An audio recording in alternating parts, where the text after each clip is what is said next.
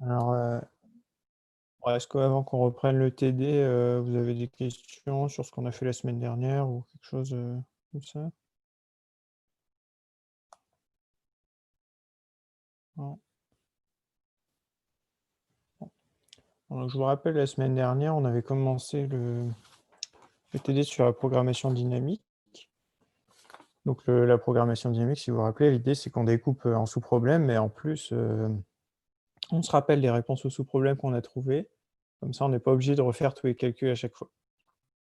Donc ça combine un peu, diviser pour régner, la mémorisation, ce genre de choses. Et donc la semaine dernière, on avait commencé l'exo, si vous voulez, je peux remettre, le sujet.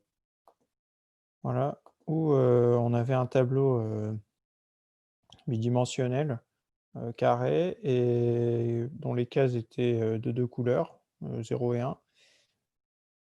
Donc moi je les dessine, soit en blanc, soit en transparent. Et l'objectif, c'était de trouver des carrés monochromatiques. Par exemple, ici, un carré monochromatique de taille 2 et on voulait trouver le plus grand carré monochromatique possible.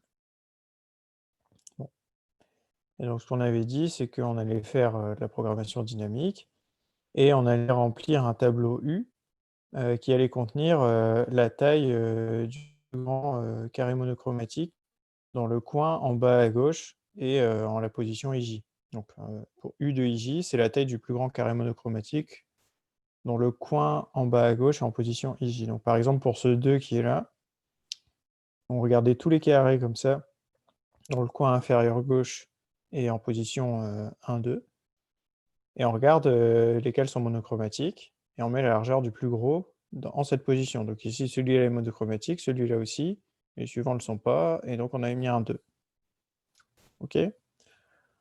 Bon et donc, et bien sûr, la taille du plus grand carré monochromatique du tableau, c'est le maximum oula, c'est le maximum de tous les IJ, de tous les U de IJ.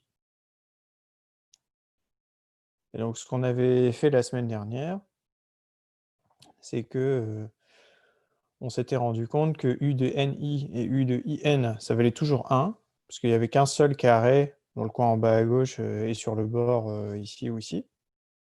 D'accord? Donc, le plus gros carré monochromatique est forcément de largeur 1, il peut pas être plus grand. Et si on voulait remplir le tableau en partant de ce bord-là, donc avec la programmation dynamique, on avait trouvé cette condition. Si on avait cette égalité-là, enfin ces 3 égalités, alors U de J c'était 1 plus le minimum de UJ plus 1, UI plus 1J, UI plus 1, J plus 1 et sinon U de J valait 1. En fait, c'était comme ça qu'on bon, si on n'a plus le détail, il fallait voir au fur et à mesure, mais en gros, quand on voulait regarder ce carré, on regardait, ces 3 positions qui sont là juste au-dessus, à droite et en haut à droite et comme, tout était de la même couleur et ben, on pouvait, combiner les carrés monochromatiques dont les coins sont respectivement ici, ici et ici pour faire un nouveau carré monochromatique de largeur plus grande et donc finalement on trouvait cette formule. Voilà, donc c'est là qu'on en était arrivé, j'ai rappelé la formule ici. Heu et donc maintenant, on en est à l'étape où il faut remplir le tableau, U à partir de T. Donc je vous rappelle, on commence par faire des 1 ici et puis ensuite il faut remplir progressivement le tableau. Donc je suis pas sûr que vous ayez eu le temps de réfléchir là-dessus depuis la semaine dernière, donc maintenant c'est ça l'objectif, c'est, d'écrire une fonction, heu, remplir de t qui à la fin renvoie le tableau U. OK? Bon, je vous laisse, un peu réfléchir. Donc pour ceux qui étaient là en TD hier, on s'est rendu compte qu'un des trucs les plus durs, c'était de savoir, comment, remplir le tableau, dans quel ordre. Parce que bien sûr, on est obligé de partir du bord supérieur et du bord de droite et nous, l'objectif, c'est de tout remplir, mais on peut pas le remplir n'importe comment parce qu'on peut pas commencer par remplir cette case, parce que pour remplir cette case, il faut connaître celle-là, celle-là et celle-là. Puis pour remplir cette case, il faut connaître celle-là, celle-là et celle-là et cetera. Donc, réfléchissez un peu comment on va faire pour le remplir. Voilà, et puis si jamais c'est pas clair tout ce que je viens de raconter, n'hésitez pas à poser des questions.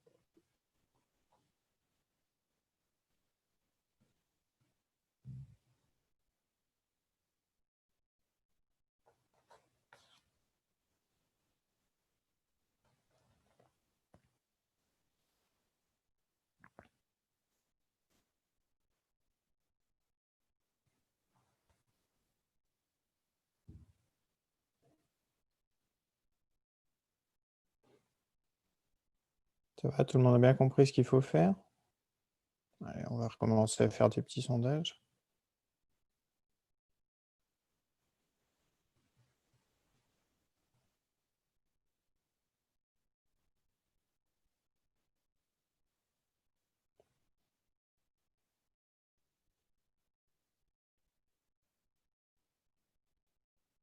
Alors, qui c'est qui a répondu «ne sait pas»?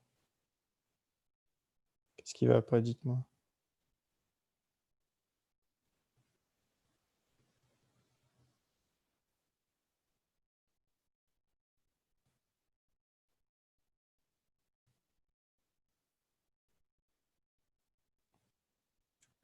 Alors, vous voyez pas par où commencer. Alors, on va réfléchir ensemble.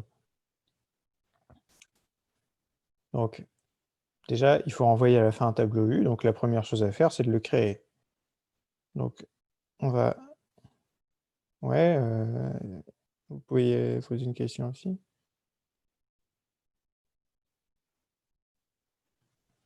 La personne qui a levé la main, là?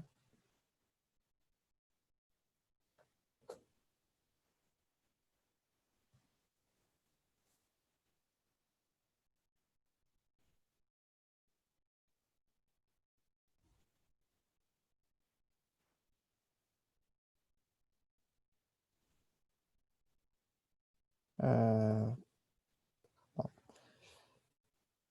bon, je sais pas si vous essayez de parler, mais si vous essayez de parler, votre micro est coupé là, donc j'entends rien du tout.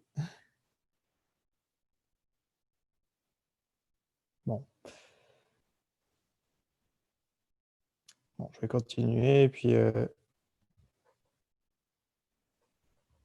ben, s'il y a un problème technique, sinon allez dans le chat et tapez votre question parce que là bon.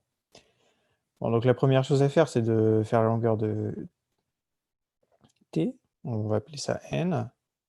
Donc T, c'est une matrice carrée, hein, bien sûr. Et puis ensuite, il faut créer une matrice, de largeur, n et de hauteur n. Donc, bon, on peut faire, nouvelle matrice.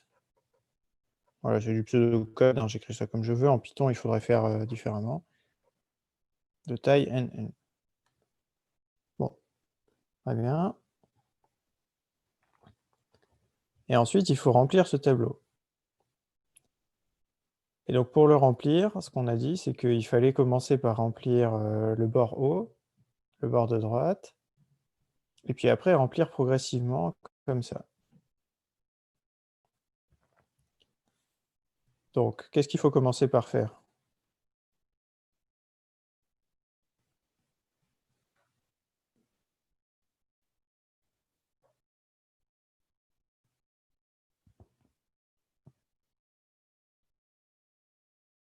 Est-ce que quelqu'un, saurait me dire, comment je peux commencer?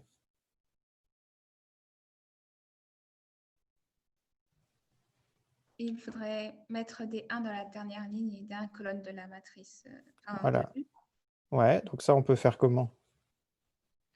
Je ne sais pas si ça marche, mais U, N, ouais, bah non, enfin, il faudrait un I, peut-être un indice, Ouais, indiquer, bah, j'allais dire U, N de I, on met que des 1. Ouais. Et Et donc l'indice I, on fait comment pour l'avoir? bah, on initialise en mettant un 1 au début, et puis un plus Ouais. bas. Ouais, donc en fait, si on veut, on fait une boucle pour. Oui, oui, c'est vrai. Voilà. Donc c'est pour I allant de 1 à N. On va mettre U de NI, on va mettre un 1 dedans. Donc là, on est en train de remplir la dernière ligne. Et ensuite, dans la dernière colonne, on met aussi des 1. Bon, donc ça, c'est le début du tableau. Donc on a initialisé les valeurs comme ça. Bon, maintenant, ce qu'il faut réfléchir, et je vous laisse un tout petit peu réfléchir quelques minutes, c'est ensuite dans quel ordre on va remplir les cases. Parce que comme j'ai expliqué, on ne peut pas commencer n'importe comment, on ne peut pas commencer par là ou par là ou par là. Donc il va falloir remplir les cases dans un certain ordre. Donc réfléchissez un peu, sachant que si on veut remplir une case ici, il faut connaître celle-là, celle-là et celle-là. Donc juste au-dessus, juste à droite et juste en haut à droite.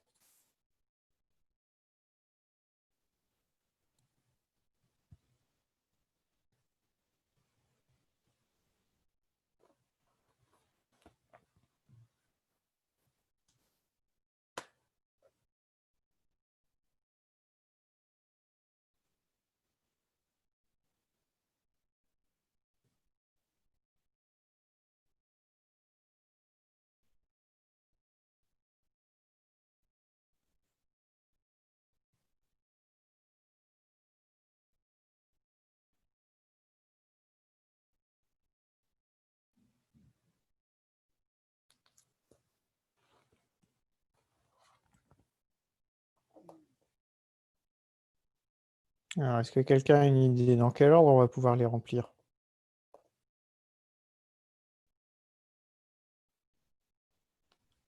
Par où il faut commencer?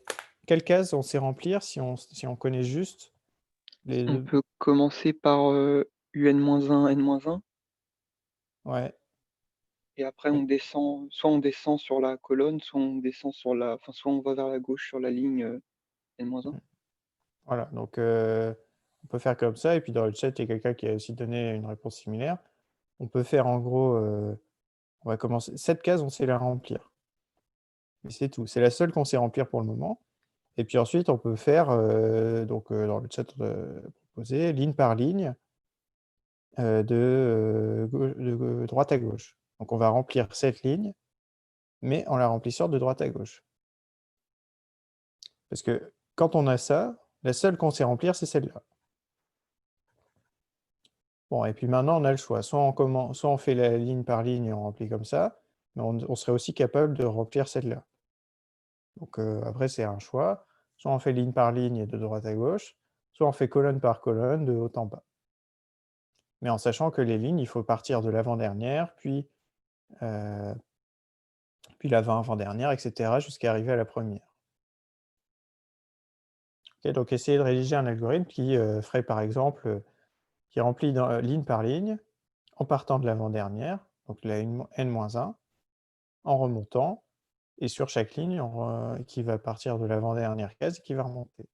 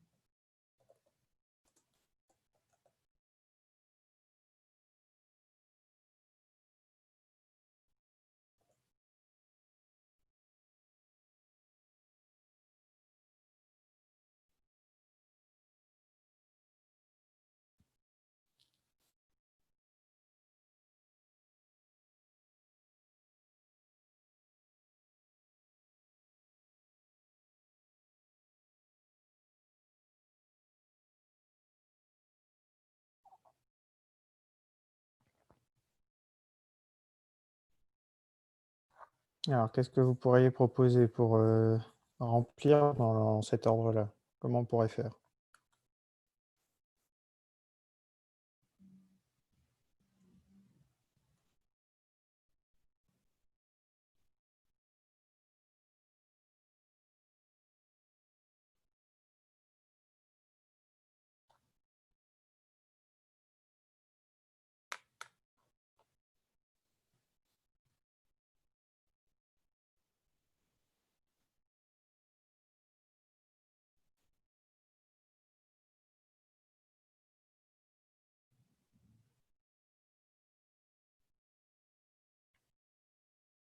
Il faut faire des boucles. Comment on pourrait mettre en place ces boucles?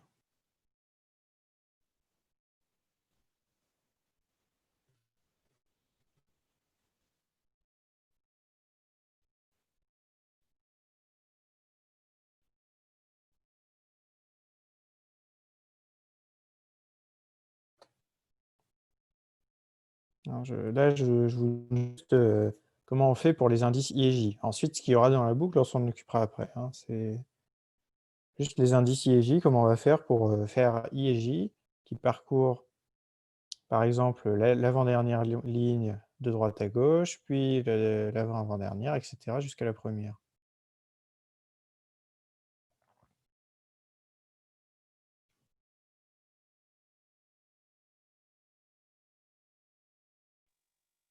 On fait une boucle, Ouais. de 0 à n avec, -1 en bas? OK, donc on part plutôt de n et puis on va jusqu'à 0 alors. Donc on ferait une boucle pour I ou J? On commence par i? Ouais, allez, donc pour I allant de n à 1 avec un pas de -1. Bon alors et puis en fait la ligne n, on n'est pas obligé de la remplir parce qu'on l'a déjà remplie à l'étape d'avant. Donc on peut commencer à n-1. Donc là du coup on va I c'est les lignes, donc on va d'abord s'occuper de la n-1e ligne, l'avant-dernière. Ensuite, qu'est-ce qu'on peut faire?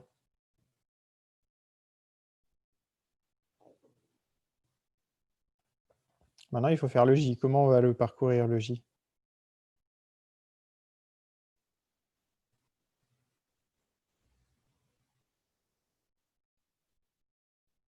On va aller de droite à gauche, en partant de l'avant-dernière case.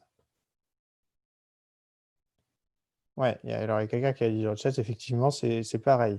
C'est pour J allant de n-1 à 1 avec un pas de -1. D'accord? Parce que comme ça, si on fait ces 2 boucles, bah, on va d'abord faire les i, donc le i va faire d'abord n-1, puis n-2, n-3 jusqu'à 1 et pour une valeur fixée, pour un i fixé, par exemple, celle-là, on va avoir J qui va aller de l'avant-dernière case, puis ensuite il va faire l'avant-avant-dernière, l'avant-avant-dernière, et cetera. Et donc à chaque fois, on va bien être dans le bon ordre. On va bien s'occuper de cases qu'on peut remplir. Au début, on peut juste remplir celle-là, ensuite on peut remplir celle-là, on peut remplir celle-là, et cetera, jusqu'à la première. Et une fois que toute cette ligne est remplie, on peut s'occuper de la ligne suivante. OK, est-ce que ça va pour tout le monde? Allez, encore un petit sondage.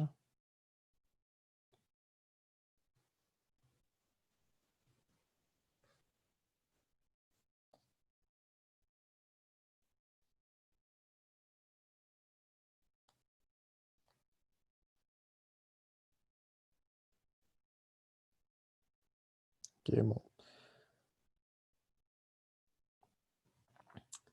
OK, donc ensuite, l'étape suivante, bah, c'est dans la boucle, qu'est-ce qu'on écrit? Donc réfléchissez un peu, bon, là c'est quasiment écrit, mais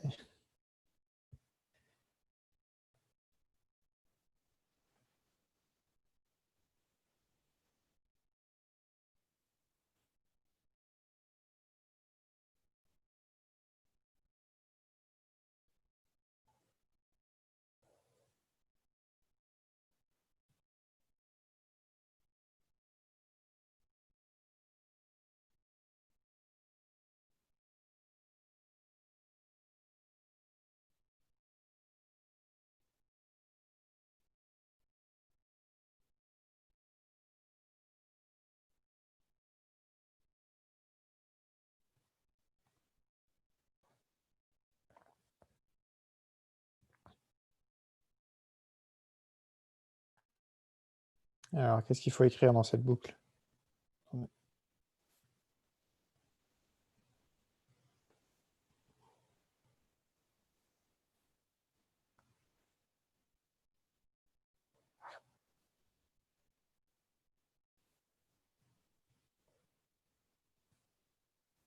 Qui a une idée?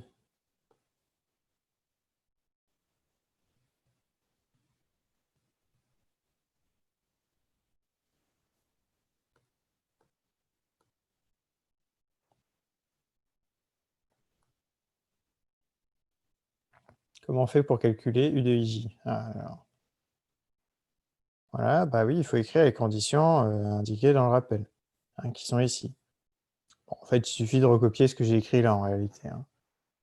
Donc, ce qu'on a trouvé aux questions précédentes. Donc, je vais les réécrire tout simplement.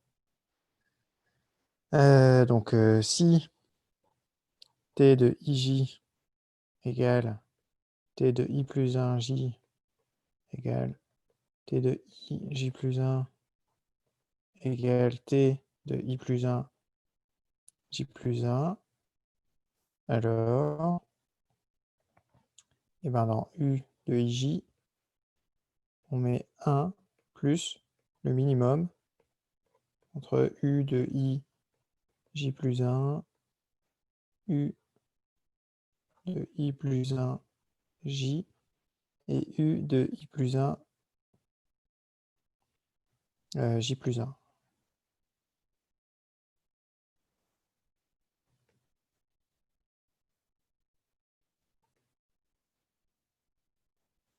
Et sinon, eh ben, on met juste 1 dedans.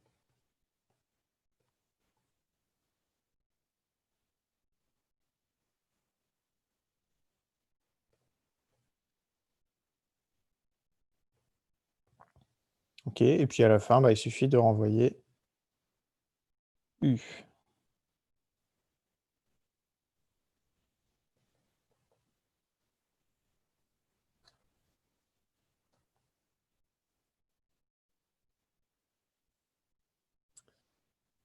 Ok, bon, là il suffisait de recopier en gros ce qu'on a trouvé à l'exo précédent, à la question précédente. Alors, est-ce que ça va, ça, tout ça?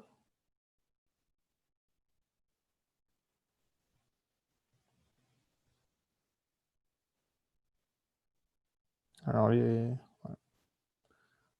Bon, ça a l'air d'aller pour tout le monde. Il y a 3 personnes qui répondent pas, mais est-ce que c'est parce que ça va pas si vous répondez pas ou c'est parce que vous êtes parti faire autre chose?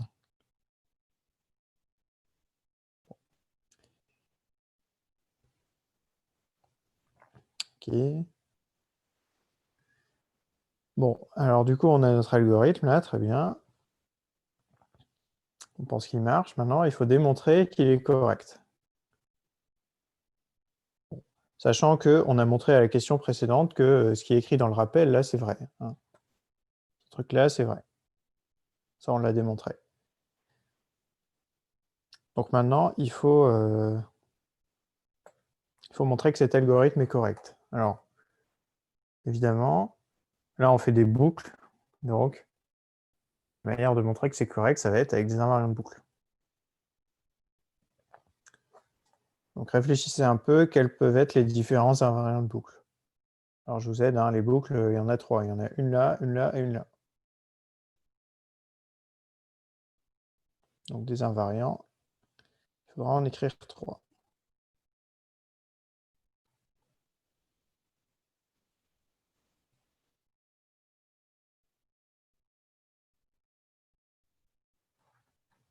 Donc, réfléchissez, quels peuvent être ces invariants.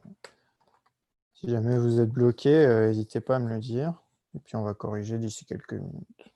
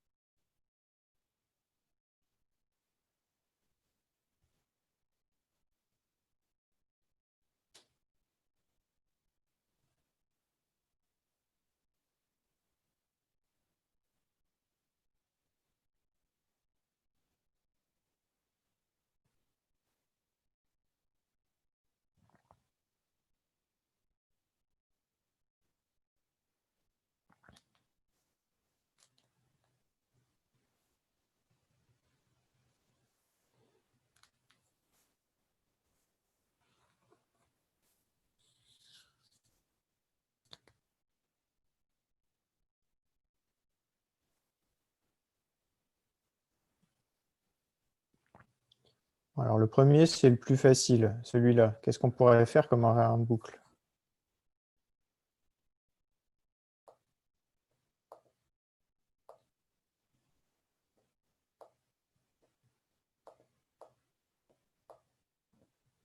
Est-ce que quelqu'un a une idée?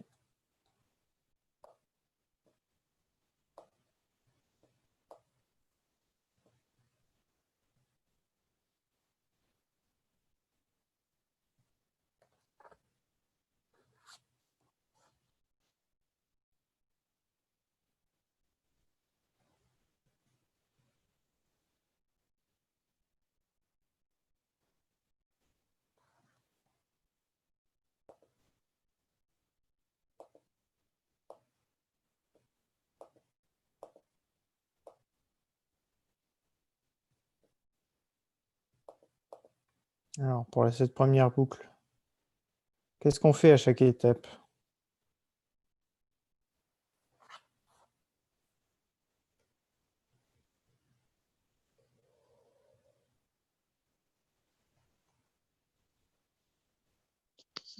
Faut Ouais, vérifier qu'à la fin de qu'à la fin de la boucle, on a bien un 1 sur toute la dernière colonne et sur toute la dernière ligne. ouais, ok. Donc ça, c'est ce qu'on veut à la fin. Et à chaque étape, quel va être ce qui est vérifié à la Bah, fin? à chaque étape, on rajoute un 1 dans une case de la dernière colonne et de la dernière ligne. Ouais, donc comment on pourrait écrire l'invariant? L'invariant, il faudra écrire au début de l'itération i, qu'est-ce qui est vérifié? Tous les éléments qui sont, d'indice, inférieur à i sur la dernière ligne et la dernière colonne sont égales à 1. Voilà, donc on a u de j n égale u de n j égale 1 pour tout j strictement entre 1 et i.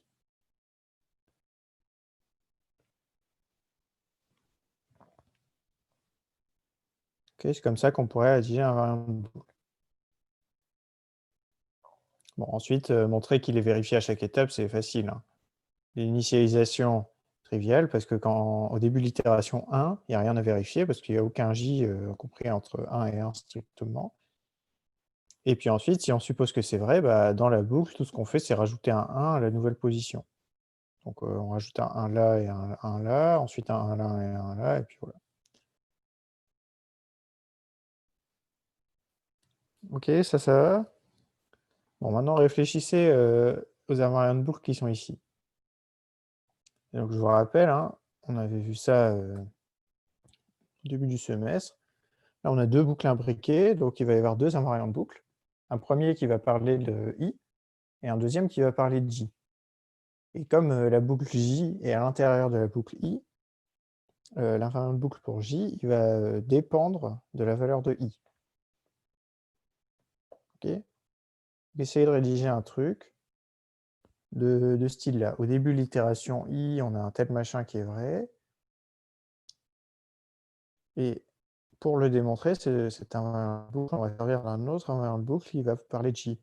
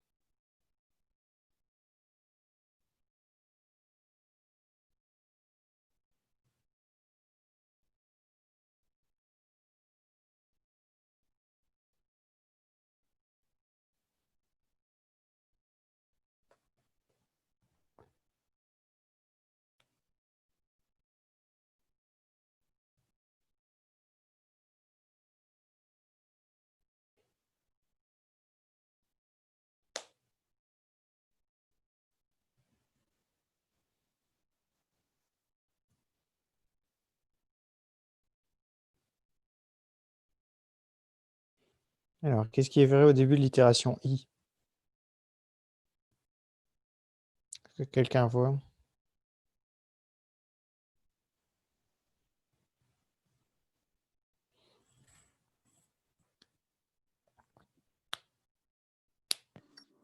C'est pas la position U de N I, il y a bien 1. Et pareil pour U de IN, il y a bien 1. Ouais. Oui, mais alors pour les autres. Là, attention, on est dans la nouvelle boucle. C'est plus celle-là, c'est celle-là maintenant. C'est celle où on remplit ligne par ligne, en partant de droite à gauche, les valeurs de U. C'est-à-dire celle juste en dessous. Oui, voilà, c'est celle en vert, là. Ah d'accord, oui. Voilà. Je La viens de bleue, on comprendre s'en que occupe. elle était juste après. Ça veut dire elle n'est pas en lien avec... Non, non, non. Bah, avec la ligne, d'accord. Voilà, bah, j'aurais peut-être dû les appeler différemment. Si vous voulez, celui-là, on va l'appeler K. Ça, il n'y a plus de...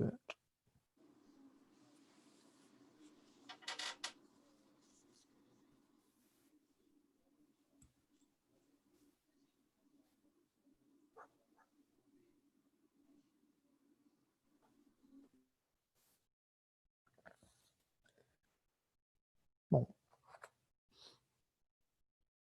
Alors, pour cette boucle I, qu'est-ce qu'on fait à chaque étape quand on fait tout ça? Pour le moment, on n'est pas encore rentré dans la boucle pour J. Mais une fois qu'on fait tout ça, qu'est-ce qui s'est passé sur le tableau à chaque itération de la boucle I?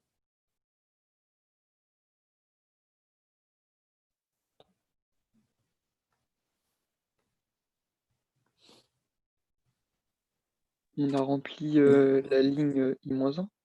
Voilà, on a rempli la ligne. Alors, quand on s'occupe de I, on remplit la ligne I.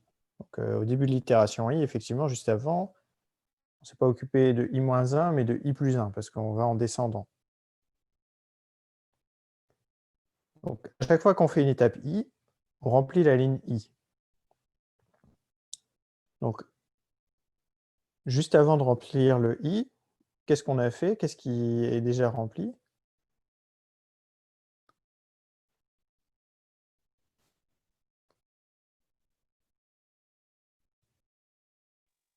Toutes les lignes de I plus 1 à N.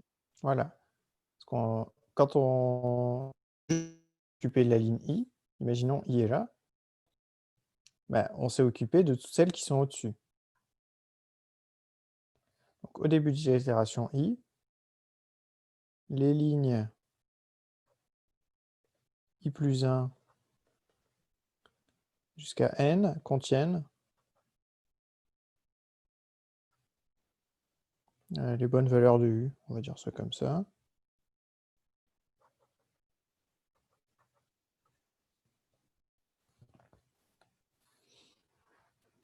Okay, vu que à chaque fois qu'on s'occupe d'un I, on remplit la ligne I.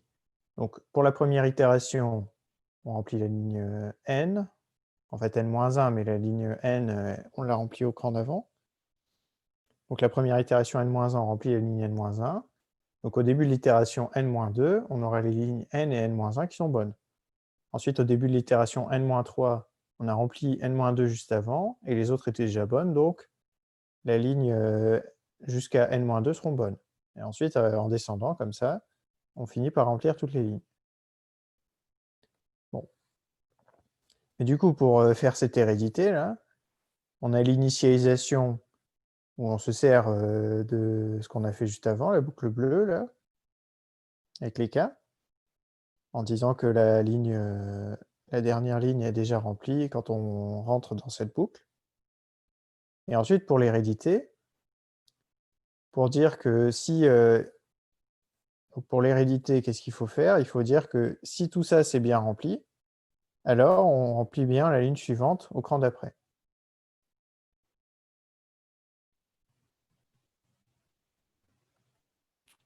Et pour faire ça, il faut maintenant faire un truc sur J. Parce que la ligne, on ne la remplit pas d'un seul coup, on remplit d'abord le dernier terme de la ligne, ensuite l'avant-dernier, etc. jusqu'au premier. Donc pour rédiger ça, on avait déjà vu ça une fois ou deux en TD, mais maintenant on va le refaire. Donc l'initialisation, c'est OK grâce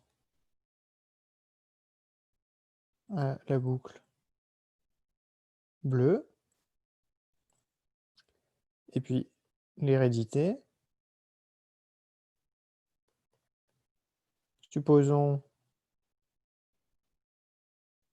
que les lignes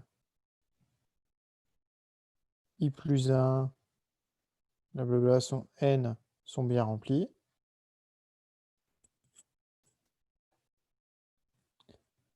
Au début de l'itération i.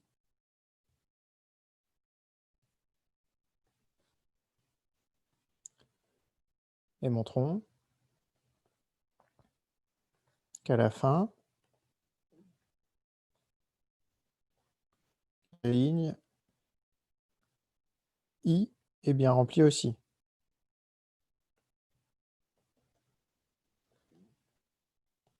Ce serait comme ça qu'on rédige la preuve. Exactement comme une récurrence.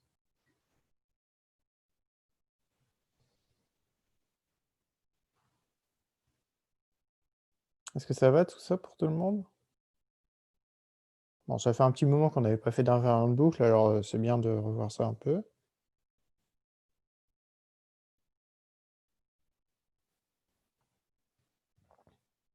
Bon. Mais du coup, pour montrer que la ligne i est bien remplie, on doit s'occuper de j. Et donc maintenant, il faut faire un nouvel invariant de boucle pour j qui dépend de i et qui utilise l'hypothèse que les lignes i plus 1 jusqu'à n sont bien remplies. Donc, dans la boucle, donc pour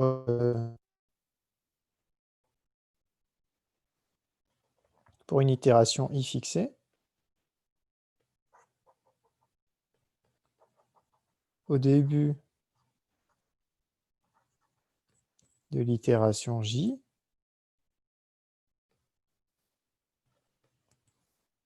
il faut réfléchir à ce qui est vrai.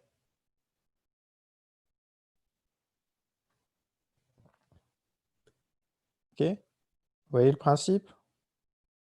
On avait déjà vu ça une fois, je ne sais plus pourquoi, c'était peut-être le tri à bulles ou quelque chose comme ça. Comme on a deux boucles imbriquées, on doit d'abord s'occuper de la boucle extérieure, dire bah, à chaque fois qu'on fait toute la boucle pour i, il se passe un truc. Et pour démontrer que ce truc se passe, on est obligé de s'occuper maintenant du j. Donc ça, l'invariant de boucle pour le j, il sert à démontrer l'hérédité pour i. Ok? Du coup, maintenant, il faut réfléchir à qu'est-ce qui se passe quand voilà, on est arrivé à un j ici. Qu'est-ce qu'on a déjà rempli et qu'est-ce qu'on remplit quand on fait le j? Réfléchissez un petit peu et dites-moi ce que vous en pensez. Au début de l'itération j, qu'est-ce qu'on a déjà rempli et qu'est-ce qu'on va remplir?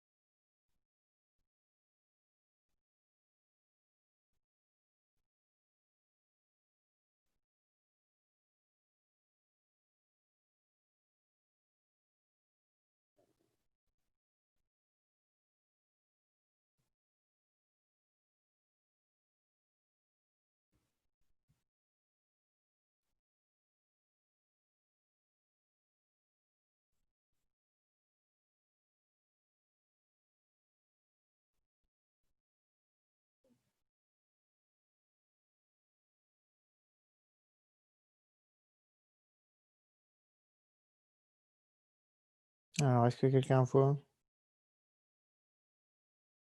Ah.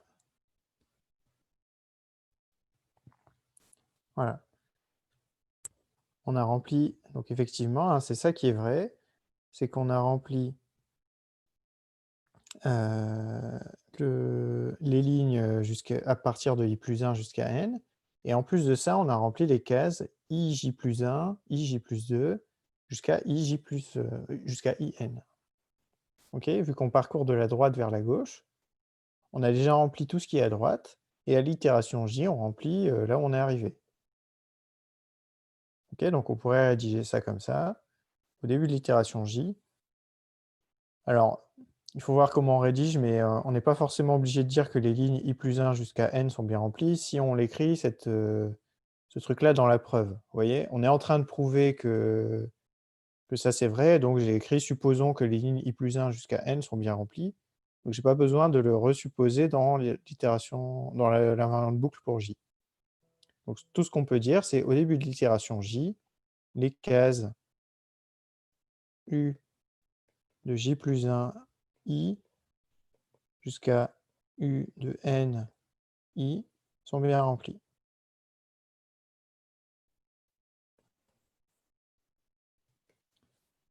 Et ça, pour le démontrer, on utilise la preuve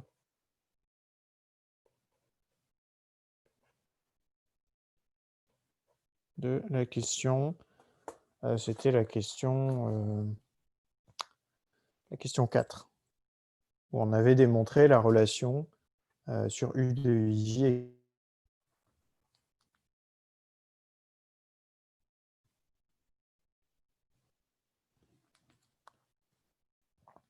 OK? Alors, est-ce que c'est à peu près clair pour tout le monde ou pas?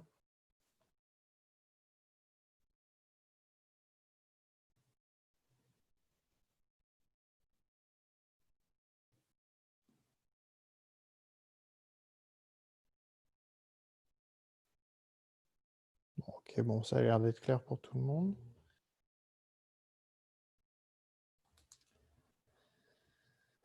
Bon, il y a 2 personnes qui n'ont pas répondu, mais OK, donc ça nous permet de démontrer que notre algorithme est correct. Maintenant, il y a la dernière chose à faire. Bon, il y a encore la question 8, hein, après. Mais là, jusque-là,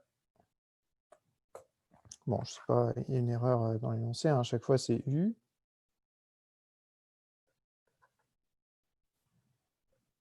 Il faut donner la complexité de l'algorithme.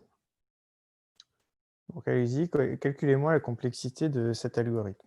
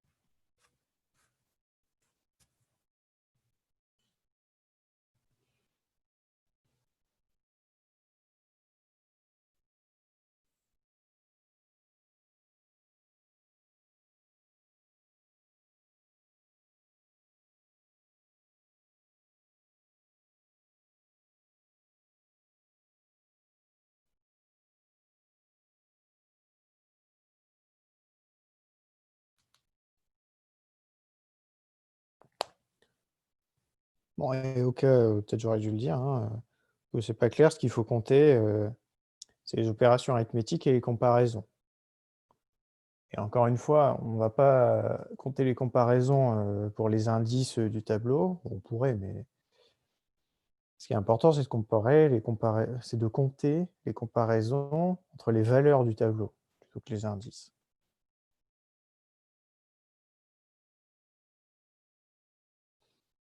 Alors, est-ce que vous savez me dire où est-ce qu'il y a des opérations arithmétiques et des comparaisons?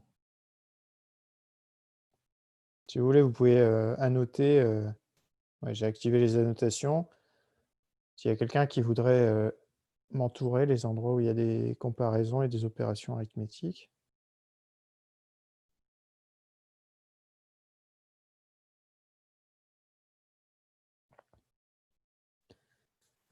Alors effectivement, là, il y a des comparaisons. On compare des nombres. Et après, voilà, il y a ce plus qui est là. Et il en reste. Il en reste une. Voilà, effectivement, il y a le minimum. OK, donc les comparaisons et les opérations, il y a ces 3 égalités-là, il y a cette addition, bon, et puis il y a ce minimum qui est on peut le faire en faisant 3 comparaisons. On a 3 éléments, on doit trouver le minimum. On peut faire 3 comparaisons et ça suffit. Bon, je vais effacer les annotations et puis je vais les refaire sur mon truc comme ça passera dans le PDF. Donc les comparaisons, il y en a là, là, là et il y a le minimum. Et les opérations arithmétiques, je vais faire en vert. Il y en a là. Donc la complexité.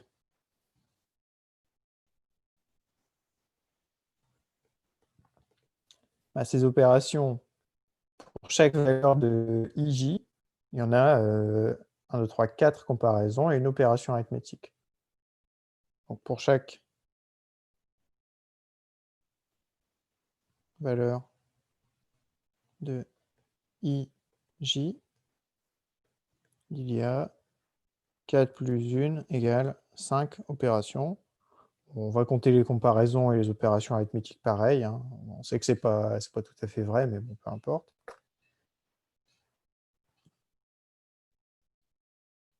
Alors, il y a quelqu'un qui me demande pourquoi dans certains cas on néglige les comparaisons et on compte les additions, et dans d'autres on compte les comparaisons. Non, ce qu'on néglige, c'est les comparaisons entre les indices. Vous voyez, en fait, par exemple, dans la boucle pour là, bah, si on écrit un programme et qu'on regarde ce que va vraiment exécuter l'ordinateur, il va faire un compteur i. Au début, il va mettre i égale n-1, et puis à chaque fois, il va lui enlever 1 et le comparer avec 1. Bon. Le truc, c'est qu'en fait, il faut imaginer que ça, c'est des comparaisons qui ne coûtent pas grand-chose à l'ordinateur parce que les nombres qui sont impliqués, ils sont tout petits. Alors que ces comparaisons qui sont là, a priori, elles peuvent être beaucoup plus grosses. Si on voulait vraiment calculer précisément combien de temps va prendre l'ordinateur, il faudrait aussi compter ces comparaisons. Par contre, ces comparaisons qui sont là, on les a jamais négligées, hein. Les comparaisons entre des éléments du tableau, ça coûte toujours cher.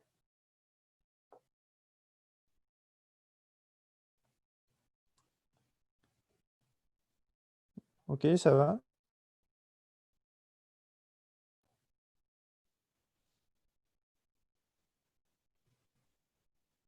Ouais, OK. Bon. Du coup, pour chaque valeur de ij, il y a 5 opérations. Il y a combien de valeurs de ij possibles?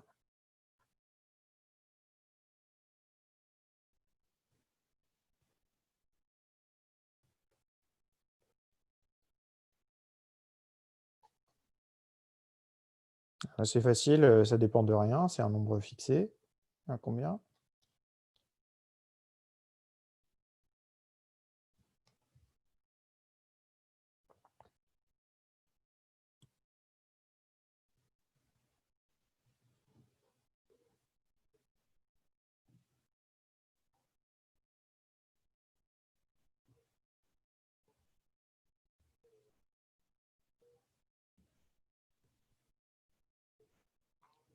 Voilà, il y a quelqu'un qui a répondu dans le chat, il y en a n-1 au carré. Hein, parce que, attendez, bah, je vais peut-être expliquer. Hein. Les valeurs de i, il y en a n-1. OK? Et pour chaque valeur de i, il y a n-1 valeur de j. Donc en tout, si on multiplie les deux, ça fait n-1 au carré. Donc en tout, on a 5 fois n-1 au carré, et ça, c'est un grand O de n carré. OK? Donc si on se rappelle ce qu'on avait dit la semaine dernière, l'algorithme naïf, quand on voulait remplir le tableau U, qu'est-ce qu'il faisait? Il regardait toutes les valeurs de ij possibles. Donc ça, il y en a n carré. Et pour chaque valeur de ij, il regardait tous les carrés de coins ij. Et ça, il y en a n au maximum. Et donc, ça faisait un algorithme en n cube. Et donc là, on a gagné un truc, on a juste du n carré. OK? Donc c'est mieux, quand même. Ça va? Toutes ces questions? Est-ce que tout ça, c'est clair ou pas?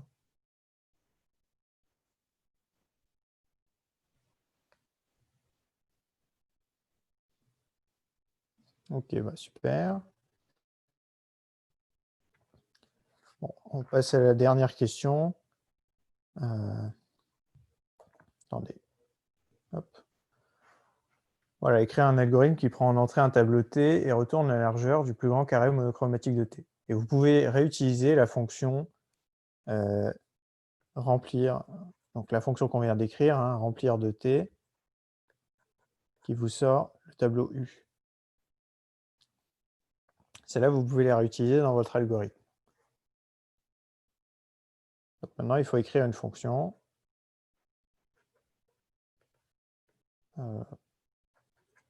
Plus grande largeur.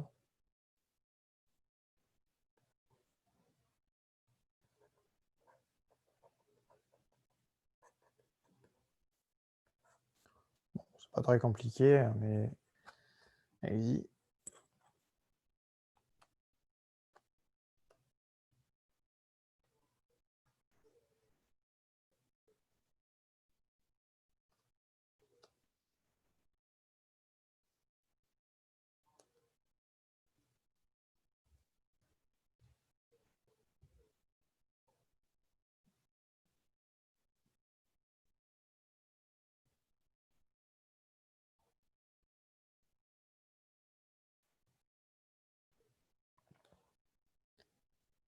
Oui, effectivement, quelqu'un dit dans le chat, on peut modifier notre fonction remplir qui va calculer le maximum au fur et à mesure. Bon. En fait, vous allez voir, c'est vrai que c'est un peu plus intelligent parce que ça évite de reparcourir tout le tableau, mais en termes de complexité, ça donnera la même chose. Mais bon, essayez d'écrire soit comme ça, soit en changeant la fonction remplir si vous voulez.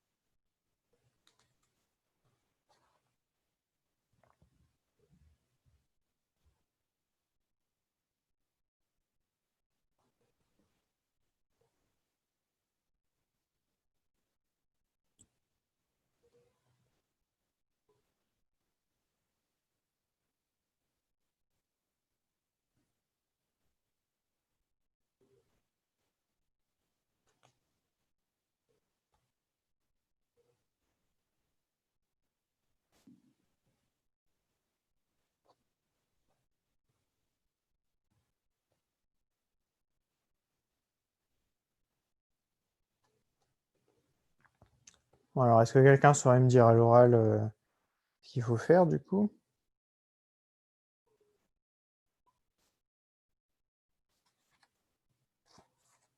À l'oral ou à l'écrit, hein.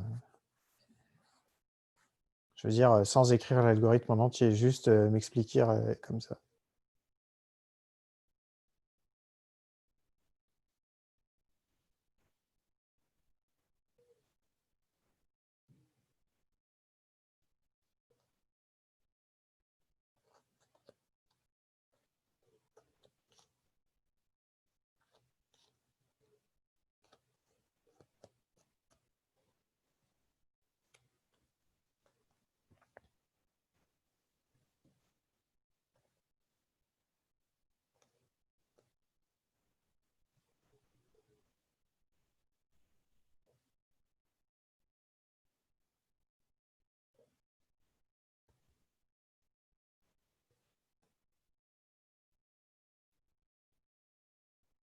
Alors, est-ce que vous avez une idée?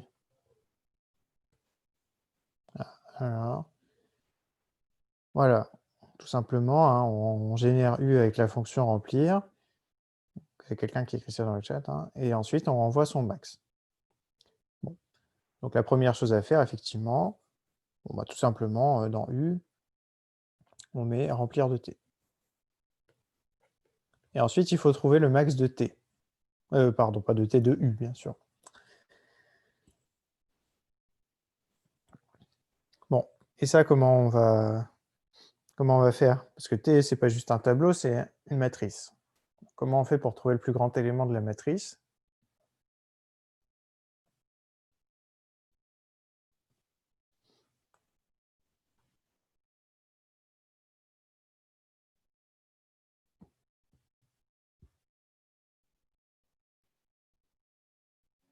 On peut faire appel à la fonction max. Bah, pas tout à fait, parce que la fonction max, par exemple celle de Python, elle prendrait une liste d'entiers, par exemple, et elle renverrait le plus grand entier. Mais là, si on prend une liste de tableaux, un tableau de tableaux, si on veut dire, la fonction max, elle comparerait les tableaux entre eux, mais ça n'a pas de sens de comparer un tableau. Par exemple, ça ne marcherait pas de comparer 2, 3 avec un 4. Je sais pas on ne peut pas faire comme ça. Peut-être qu'il existe une fonction max en Python qui prend les matrices, mais en tout cas, elle ne marche pas. Et oui, là, dans le chat, il y a quelqu'un il y a 2 personnes qui ont répondu. On peut faire une double boucle, ou bien on fait le max des max. Alors là, la fonction max, on peut l'utiliser si on veut, mais il faut faire vraiment un max des max. Donc, je vais écrire les 2 possibilités qu'on m'a dit. Soit on parcourt tout le tableau, soit on fait le max des max, en utilisant la fonction max comme vous aviez dit à l'oral, mais il faut adapter un petit peu parce qu'on ne peut pas juste faire max de t. Donc première possibilité, on prend un accumulateur. Puis au début, on le met t de 1, 1. Et ensuite, on parcourt tout le tableau. Donc pour i allant de 1 à n, pour j allant de 1 à n, bon, bah, on parcourt tout le monde. Et puis si t de i, j est strictement supérieur à notre accumulateur,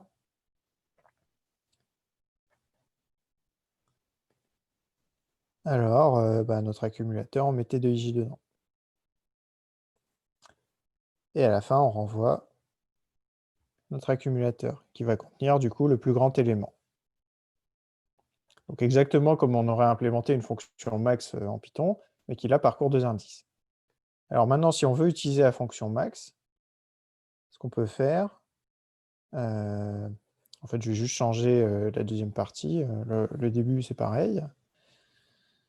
À la place de ça, ce qu'on pourrait faire, c'est faire un tableau grand M qui va contenir les maximums.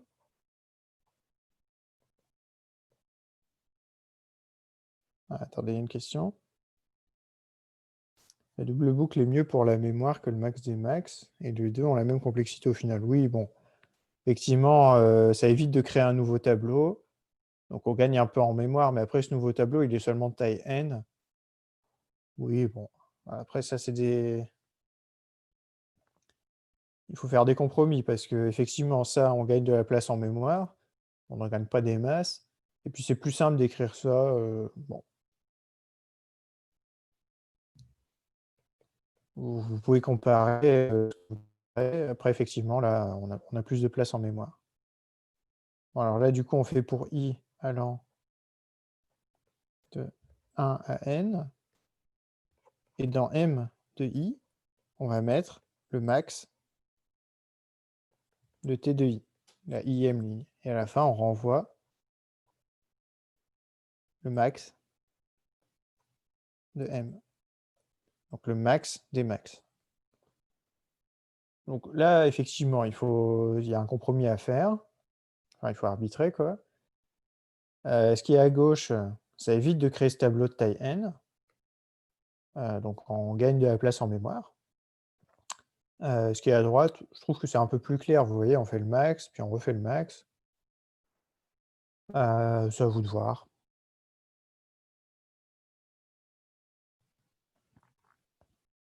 Mais effectivement, comme quelqu'un l'a dit dans le chat, hein, en termes de complexité, c'est n carré dans les deux cas. Hein. Là, on fait une comparaison pour chaque valeur de ij, donc il y en a n carré. Et puis là, faire le max de t de i, en gros, ça coûte n opérations, et on le fait ça une fois, donc il y a aussi n carré. Mais là, on fait plus n, donc on fait n carré plus n, ce qui est à peu près la même chose que n carré. Enfin, c'est grand O de n carré surtout. OK? Bon. Est-ce que cet exo, ça va pour tout le monde? Hein, y compris ce qu'on a fait la semaine dernière, si jamais il y avait des trucs pas clairs, n'hésitez pas. C'est le moment. Ah, alors, quelqu'un a répondu non. Oui, monsieur, c'est dans Ouais, la variante boucle pour la boucle J. ouais. On Attendez, a j'y retourne. les cases de UJ plus 1i à UNI. Ouais. En fait, je ne sais pas pourquoi c'est UJ plus 1. Enfin, pour moi, c'est les cases qui sont avant J. Du coup, ce serait UJ moins 1, I. Alors, attention, parce que le tableau, on le parcourt de droite à gauche. Vous voyez, le J, il part de n-1 et il descend. Donc, quand on est à l'itération J, ce dont on s'est déjà occupé, c'est les cases qui sont strictement supérieures à J, vu qu'on part de la droite. Mais les cases qui sont à droite, elles sont plus petites que J. Non, elles sont plus grandes. Ah, Moi, je dessine mes tableaux avec les indices comme ça. Bah, le J qui monte et le I qui monte. Ok, oui. Vous D'accord. voyez, ici, c'est 0, 0. Enfin, ce serait 1, 1 plutôt. Ensuite, ici, c'est 1, 2, etc. D'accord. Ou 2, 1. Bon, bref. Enfin, ça monte, quoi. OK. Est-ce qu'il y a d'autres questions sur l'exo? Non, ça va?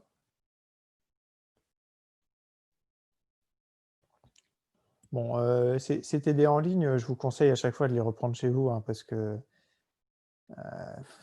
déjà, enfin, je pense, même pour vous suivre, ça doit pas être facile. Et puis après, faut être sûr d'avoir bien compris, quoi. Bon, on va commencer l'exo 3. Je suis pas convaincu qu'on aura le temps de le finir là en 20 minutes. Mais bon, on va essayer. Et puis sinon, la semaine prochaine, soit on termine cet exo, soit on commence le TD suivant, ça dépendra où on en est. Bon, en tout cas, l'exo 3, c'est la chose suivante. On a une liste d'intervalles, I bizarre là, des intervalles A1, A1B1, A2B2 jusqu'à ANBN. On suppose qu'ils sont non vides, et puis qu'ils sont positifs tant qu'à faire, peu importe. D'accord? Donc AI est strictement inférieur à BI. Comme ça, ils sont non vides. Et puis on suppose que les intervalles sont un peu ordonnés. Alors, ça n'a pas trop de sens d'ordonner les intervalles, mais ce qui est ordonné, c'est la fin de chacun des intervalles. Hein, les débuts des intervalles, ils peuvent se recouper. Bon. Donc, si on veut faire un dessin, je vais utiliser cette fonctionnalité qui me permet de faire des traits. Là. Alors, donc on a notre droite réelle là qui est là.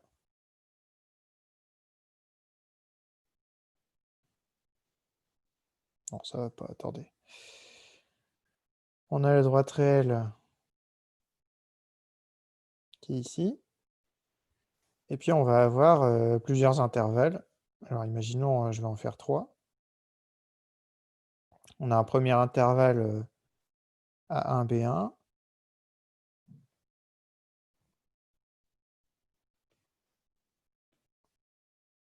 Ensuite, on a A2, B2. Et puis enfin, on va avoir A3, B3 qui va être comme ça. OK, et la condition, bah, il y a 2 conditions. Déjà, ces intervalles, ces segments, ils sont non vides. AI est strictement inférieur à BI, ils sont de longueur non nulle. Bon. Et puis en plus, la fin des intervalles, donc B1, B2, B3, ils sont dans le bon ordre. Hein, il n'y a pas un intervalle qui est avant l'autre.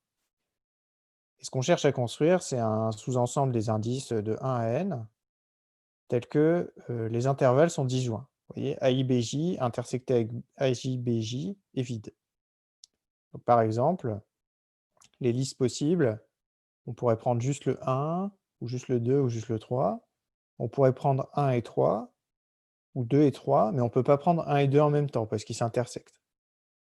Donc les listes possibles, bon, il y a les listes vides, la liste avec juste le 1, la liste avec 1 et 3, la liste avec 2 et 3, mais il n'y a pas la liste avec 1 et 2, ni avec 1, 2 et 3, parce qu'ils s'intersectent. Et ce qu'on veut maximiser, c'est la somme des longueurs.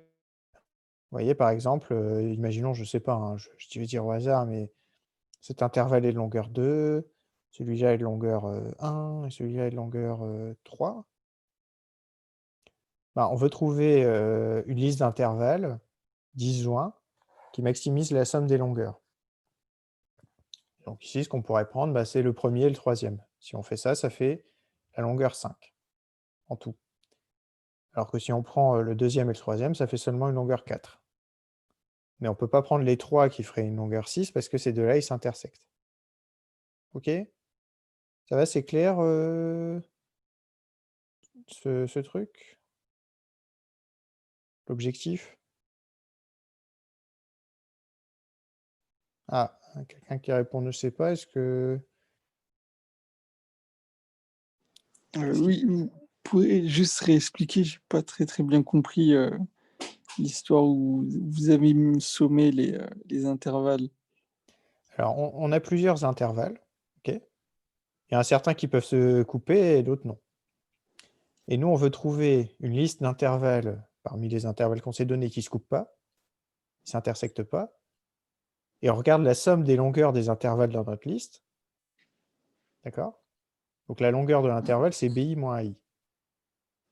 Et on regarde tous les intervalles de notre liste, on fait la somme de leur longueur. OK? Et on veut la maximiser. Donc trouver la liste d'intervalles qui a la plus grande longueur.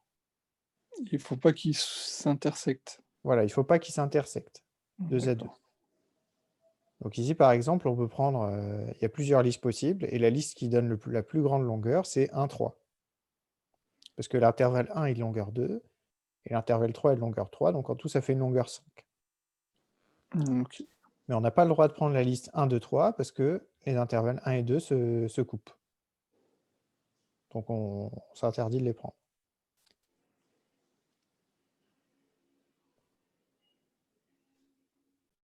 OK? Ça va? Oui, c'est bon. Bon. Alors du coup, bon, on a tout ça, donc ça, c'est notre objectif, c'est calculer ça. Bon, bien sûr, il y a la question 3, qui, bon, on va déjà y répondre, hein. Il y a une méthode naïve pour calculer le sous-ensemble qui maximise C2L, c'est de tester tous les sous-ensembles possibles. OK? Bon, on va peut-être y répondre après avoir répondu aux premières questions. Mais imaginez que cette méthode naïve, elle ne va pas être très efficace.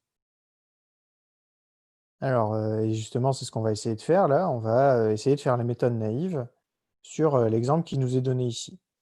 Donc, je vais essayer de dessiner du mieux que je peux. Alors,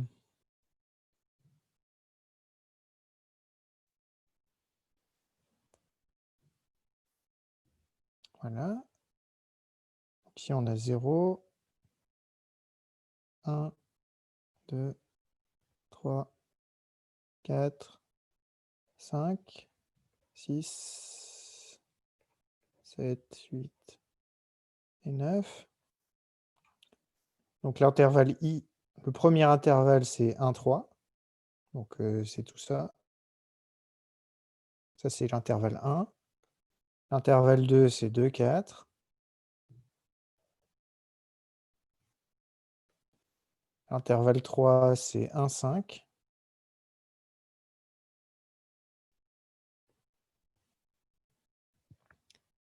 L'intervalle 4, allez, on va le faire en... comme ça, c'est 4, 7.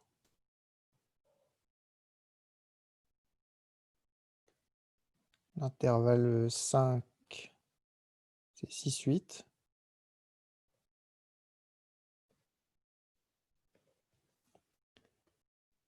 Et puis le dernier intervalle que je vais faire en bleu clair, là, c'est l'intervalle 6, 9. L'intervalle de 6e. Okay. Bon, je vais effacer les numéros, là.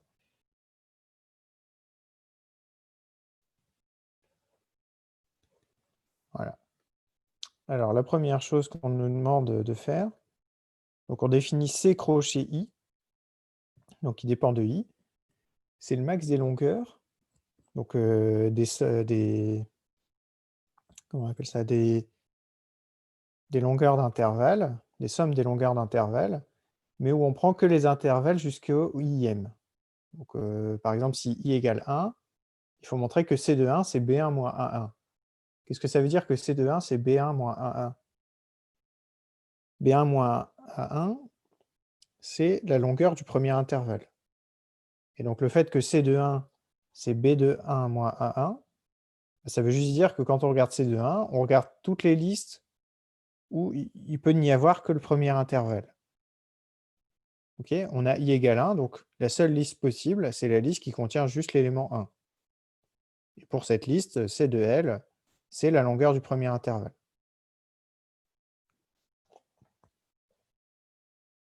Ok, ça va ça? Bon. Je réponds directement à la question, mais il n'y a quasiment rien à faire.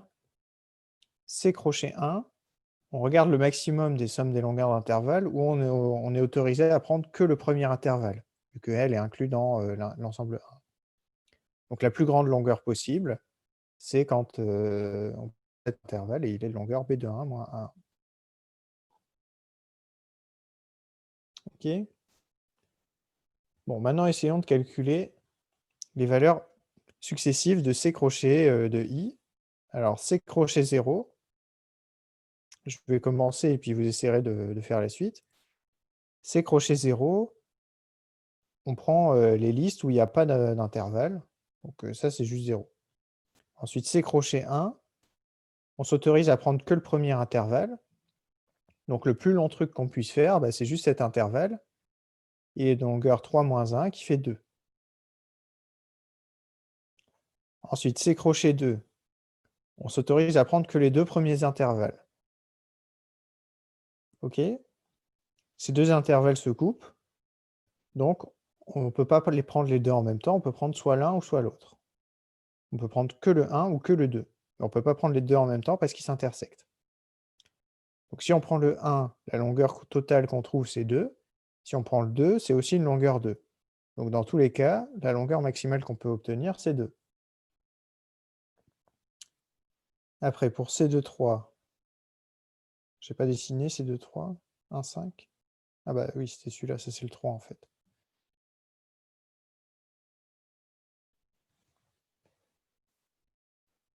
Pour C2,3, c'est crochet 3. On peut prendre quels intervalles? On peut prendre le 1, le 2 et le 3, ou une combinaison des 3. Bon, le problème, c'est que ces 3 intervalles se coupent. Donc, on peut prendre que le 1, que le 2 ou que le 3. On ne peut pas en prendre 2 en même temps parce qu'ils s'intersectent. Donc maintenant, si on prend que le 1, ça fait une longueur 2. Si on prend que le 2, ça fait une longueur 2. Et si on prend que le 3, ça fait une longueur 1, 2, 3, 4. Donc le mieux qu'on puisse faire, pour ces crochets 3, c'est une longueur 4. OK? Bon, je vais vous le faire en direct, hein, parce que... Donc si jamais c'est pas clair, faut m'interrompre. Mais est-ce que jusque-là, c'est à peu près clair?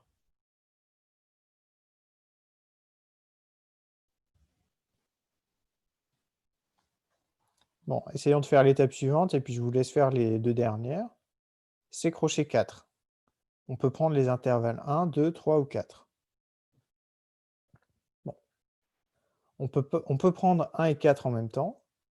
Par contre, 2 et 4 en même temps, on ne peut pas parce qu'ils se coupent ici. 3 et 4 en même temps, on ne peut pas parce qu'ils se coupent aussi. Donc les listes possibles, il y a quoi?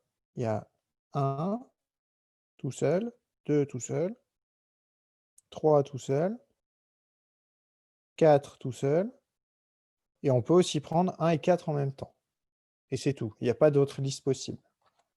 Les autres listes, les intervalles se coupent à chaque fois. Donc maintenant, si on regarde la liste 1, ça fait une longueur 2. Il est tout seul, il est longueur 2. 2, pareil, il est longueur 2. 3, il est longueur 4. Et maintenant, si on prend 1 et 4 en même temps, on trouve 2 plus la longueur de 4 qui fait 3. Donc on trouve 2 plus 3 qui fait 5. Et c'est lui le plus grand. Donc le C crochet 4 qu'on trouve, c'est 5.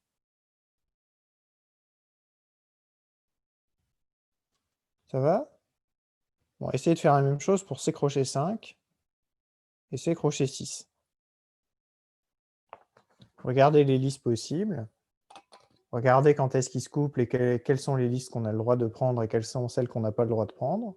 Et regardez celle qui a la plus grande longueur.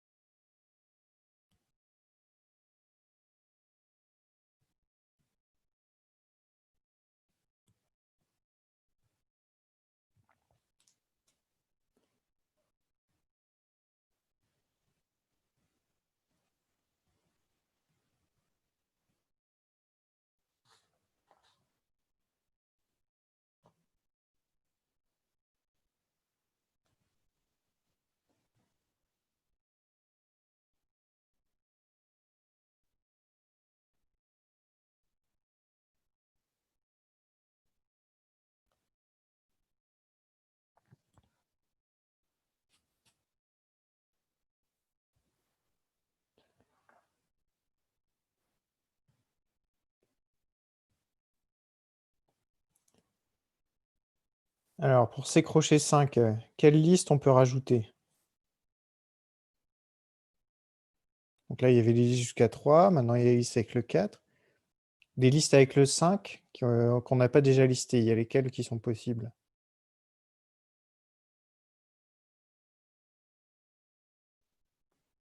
Est-ce que quelqu'un veut le faire? Sinon, je vous donne la réponse.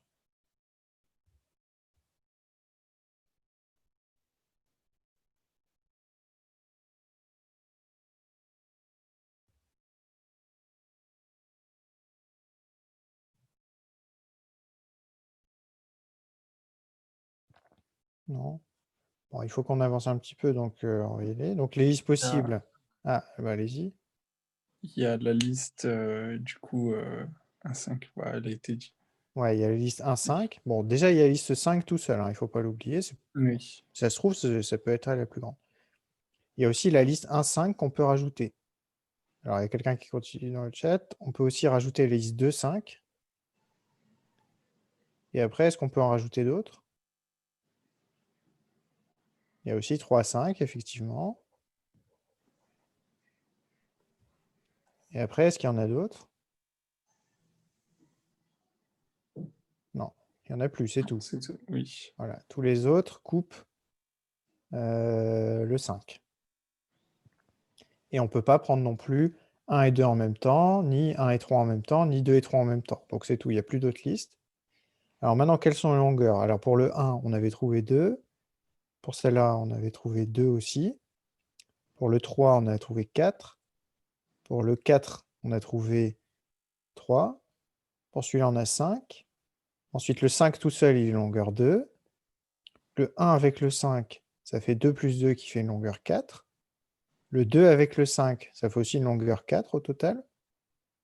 Et le 3 avec le 5, on a 3 qui fait une longueur 4, 5 qui fait une longueur 2, donc en tout, ça fait une longueur 6.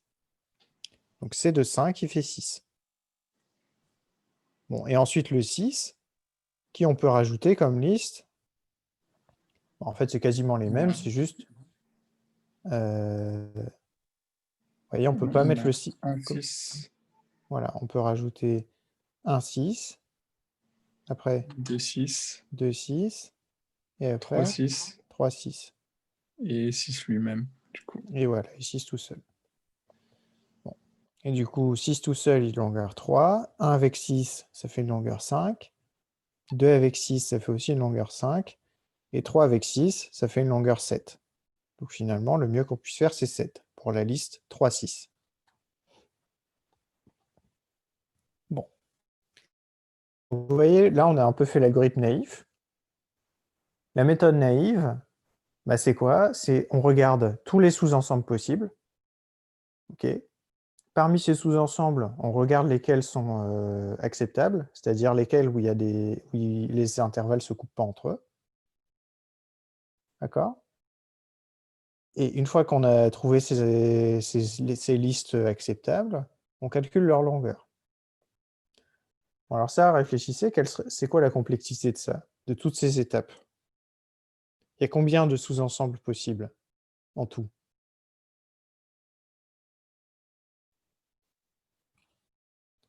Un ensemble de taille n, il a combien de sous-ensembles?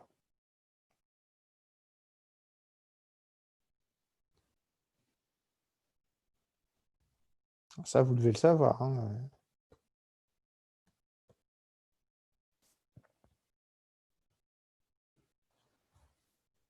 L'ensemble 1n, il a combien de sous-ensembles? On peut faire n. Ah, il en a plus que n.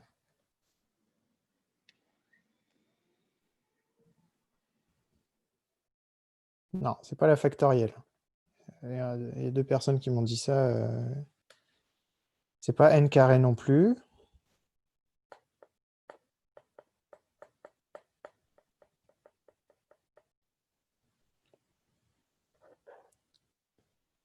Bon, là c'est des maths, hein, c'est... Bon. Non, c'est pas non plus nn-1. Bon, on va essayer sur des petits exemples.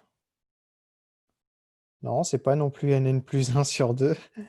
Non, non, mais là, bon, faut arrêter de... Ouais. Voilà, il y a quelqu'un qui m'a répondu enfin, c'est 2 puissance n. C'est pas 2n, hein. Je sais pas si 2n ça voulait dire 2 puissance n, mais il y a quelqu'un qui m'a dit en privé, c'est 2 puissance n. Bon, pourquoi c'est 2 puissance n? Oui, c'est 2 puissance n, hein. Bah, c'est parce qu'en gros, pour chaque élément de 1n, on a le choix, soit on le met dans l'ensemble, soit on le met pas. Donc pour chaque élément, on a 2 possibilités. Donc en tout, on a 2 fois 2 fois 2 jusqu'à 2, on a ça n fois possibilités. Et ça, c'est 2 puissance n. Bon là, le nombre de sous-ensembles d'un ensemble, c'est vraiment, ça, il faut que vous le sachiez, hein. Bon. Non, vous êtes en L2. Bon, bref. Donc il y a 2 puissance n sous-ensembles. On va terminer là-dessus, après il va être l'heure. Ensuite, pour chacun des sous-ensembles, on doit vérifier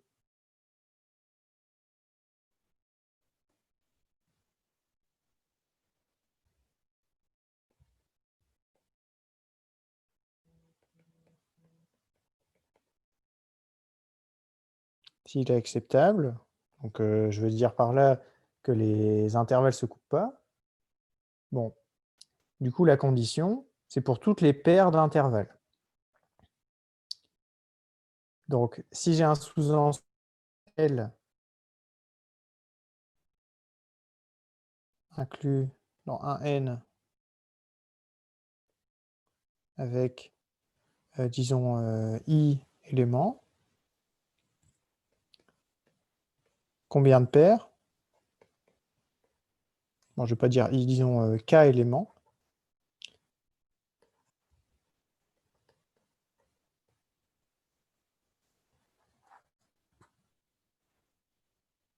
Des paires d'éléments distincts.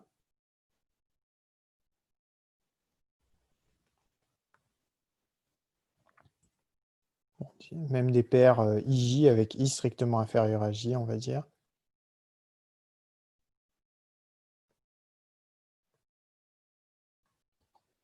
Alors, je vous donne un ensemble avec K éléments.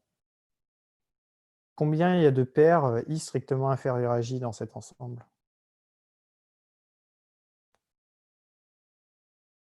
Ça consiste en quoi, une paire?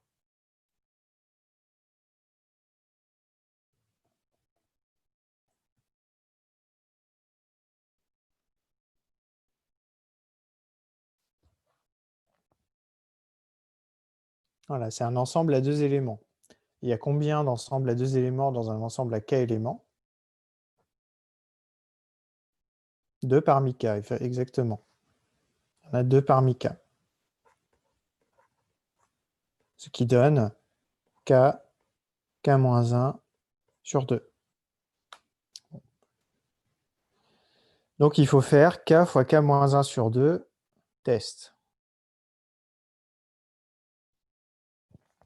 Bon, donc en tout, et puis ensuite, s'il est acceptable, on fait la somme. Et ça coûte K-1 addition. Donc en tout, bon, je vais majorer de manière un peu bof, mais on pourrait faire mieux, mais de toute manière, il y a cet exponentiel qui fait ça. On a 2 puissance n, et pour chaque ensemble, on doit faire kk-1 opération. Par contre, on peut majorer k par n. Donc ça fait n, n-1 sur 2 comparaison, plus k-1, on peut le majorer par n-1. Et ça, c'est un grand taux de n carré fois 2 puissance n.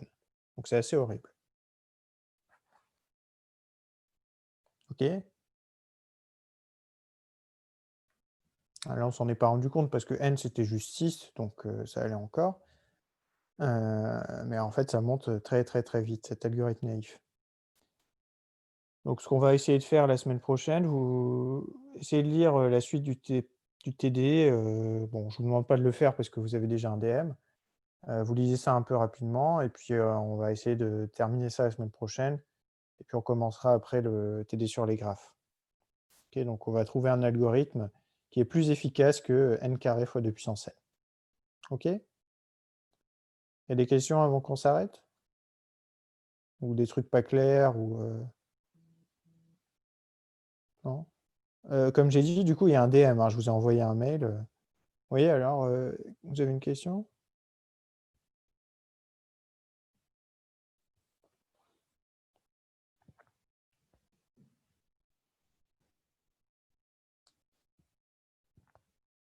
Ah, les examens des années précédentes? Heu, c'est une bonne question. Bah, en fait, là, le DM qu'on vous donne, parce que dans les autres groupes, il y a certains qui ont le même, c'est un des examens des années précédentes déjà. Enfin, un des exercices d'un des examens d'une année précédente. Sinon pour les autres examens, je sais pas, je peux voir, si on peut pas les mettre sur Moodle, mais bon, je vais voir avec les collègues et puis, on verra. Voilà, est-ce qu'il y a d'autres questions avant qu'on s'arrête? Non? Bon, donc le DM, ça rentre pour le 28, je crois que j'ai dit. Donc, vous avez une dizaine de jours. Voilà. Bon, je vais arrêter l'enregistrement.